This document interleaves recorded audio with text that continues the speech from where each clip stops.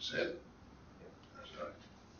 Welcome to Father and Son. G'day, Tom. That cold Tuesday morning. Freezing.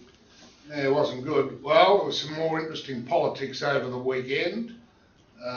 Penrith, the state seat in New South Wales, there was a 25.6% swing to the Liberals, well, against the government, state seat, and most of it went to the Liberals, and the Liberals won the seat by an absolute majority, and that's the first time they've had that seat in 37 years. Yes, it was astonishing. I mean, I think it was the biggest swing ever recorded in New South Wales, and it does send a message both obviously to the state government and Christina Keneally, which most people think has no chance of winning the next New South Wales state election, but clearly a message to the federal government as well. The federal Labor was quick to say, oh no, it's just a state issue and it doesn't mean anything for us. And I guess from the Liberals' perspective, they would be pleased that the big leakage of votes that a lot of pollsters suggest tend to go to the Greens, in this case, as you point out, went pretty much directly to the Liberal Party. Which was good. It does raise some issues for Mr Rudd, I think, because there has to be an election, I think it's by February next year. I think it can be as late as March next year. March, okay. Now, there's no doubt that Rudd would not want his election close to the state election. No. And therefore I think it probably means that this is the last week of Parliament, and I think that Rudd will call an election early.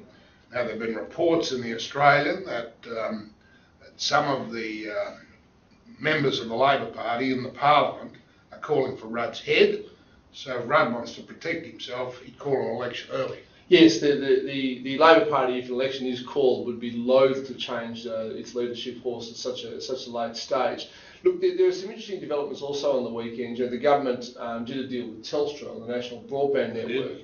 Now, what that shows is a willingness to try and compromise, to get a deal done, to remove it from the list of undone things that can cause problems. And I think a similar deal is still yet to be done on the resources tax. But I don't think the big miners, and I'm hearing that the big miners will not do a deal. They will. The Labor government might come out with some revised policies, but they probably won't have the support of the three big miners. And why would they agree to it? Because in the end, they're going to hope that the coalition wins the election and there'll be no tax. Absolutely. Tony Abbott has said that if the Liberal Party wins and the coalition wins, the resources tax will be scrapped entirely. A few months ago you wouldn't have thought there was much prospect of that is the Liberal Party winning. Now there is that prospect, so you're quite right, probably the resources tax may not be settled, but I'm beginning to think, look, we could have an early election. Some people are picking as early as the 16th of August, which would have to be called in the next couple of weeks if that's going to happen. They've got to give 32 days notice, so that could happen.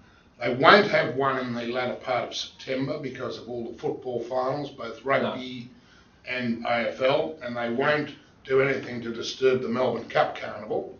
So they've got an opening in August and early September, and they have another opening in early to mid-October. It was also interesting in the past day, Peter Beattie, the former Queensland Premier, came out and said that Kevin Rudd needed to start grooming Julia Gillard, if that hasn't already happened, to be the next leader of the Labor Party. Kevin Rudd did actually say, he might have meant to say it on television over the weekend, that she will be a great Prime Minister. He declined to say when, but that suggests that she is the next in line. Could it happen sooner rather than later? Look, my personal belief is the Labor Party will go under Rudd to the election. I think whether he wins or not is up in the air. I still think a Labor victory is more likely than a coalition victory. Looking at Gary Morgan's polls, he's still got Labor slightly in front this week, and he does a face-to-face poll. But of course, when you do face-to-face polls, and even when you poll, a lot of people don't tell you the truth. That's true. In fact, I lived in England in the early 90s, and in 1992, everybody thought that Neil Kinnock, the then leader of the Labor Party, was going to beat John Major and to lead Labor back into power. And the opinion polls, most of which were face-to-face, said that. But it turns out that people were embarrassed to admit that they would still vote Conservative. So when they were polled, they said, oh yes, we'll vote Labor. When it actually came to the privacy of the polling booth, they voted for the Tories. And as we now know, Major's government limped on from 92 to 97 before Tony Blair won on behalf of Labor. So opinion polls and indeed by-elections aren't always a great guide to how elections might go. In by-elections, and I've been involved in many elections over 30-odd years, whatever you get in the by-election, you usually get half of that in the general election. Right. Now, if you look at the state Labor government in New South Wales, they've got no hope of winning. No, but the point is, does that by-election result, could you say 25% swing, therefore a 12% swing, will that apply against federal Labor? Oh no, you can't say that.